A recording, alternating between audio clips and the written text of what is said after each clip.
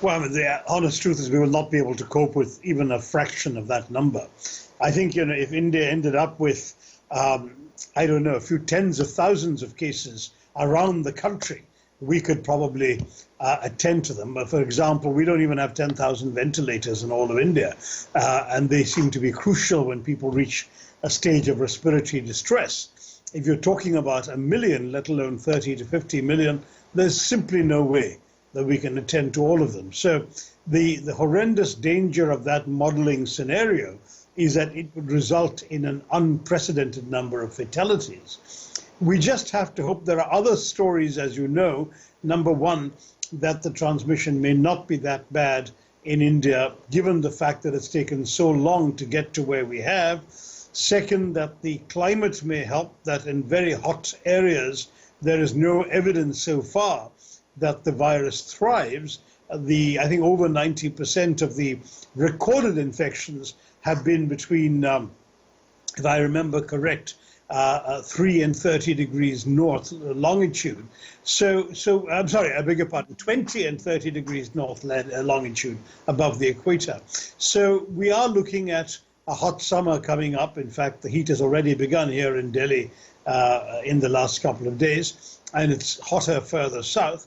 So there is some hope that if any of those theories are right, the virus may have a tougher time surviving and being transmitted. But we don't know any of this because there's no prior human experience of this COVID virus.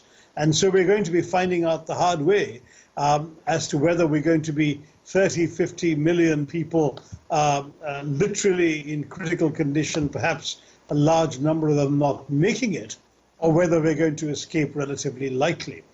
I don't know that this 3 weeks lockdown will solve it all, but I do accept the argument of the government that it's one thing we have to do in order to ensure that the worst doesn't come to pass.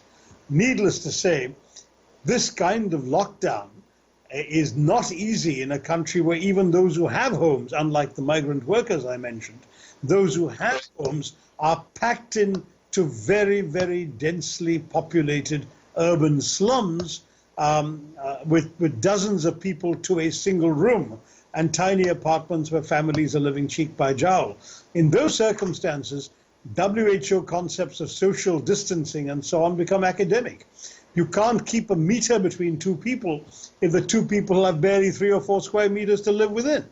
And in those circumstances, we are risking that even normal conditions of isolation or self-quarantine could still create infection. So it's a tough time, and we're going to go through a couple of very tense weeks while we cope with the news as it comes in day by day, and we all follow it. There are some journalists who are very critical of the briefings the government's giving, saying that the government doesn't seem to have a clue. There are others who say, let's have faith in the government, let's trust them, and see how much they can deliver for us. And certainly the level of cooperation with the lockdown is higher than perhaps people would expect of a famously undisciplined country like ours.